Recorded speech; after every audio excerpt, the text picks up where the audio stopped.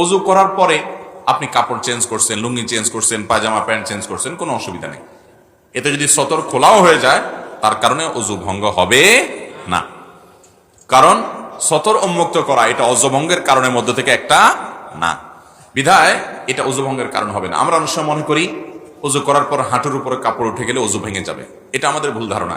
হাঁটুর উপরে কাপড় উঠে গেলে অজু ভাঙবে, কিন্তু অন্য মানুষের সামনে আপনি হাঁটুর উপরে কাপড় তুলে ফেলেছেন, আপনি আপনার রান প্রদর্শন করছেন, তাহলে সেক্ষেত্রে আপনি গুনাহগার হবেন, কারণ আপনি সতর খুলছেন মানুষের সামনে, সেটা ভিন্ন বিষয়, কিন্তু এর সাথে অজু ভাঙার সম্পর্ক নাই।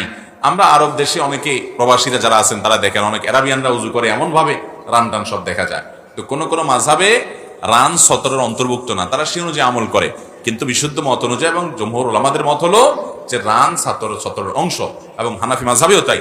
সেজন্য রান বা হাঁটুর উপরের অংশ যেন প্রদর্শন না হয় সেটা সবসময় খেয়াল রাখতে হবে, অজু থাকুক আর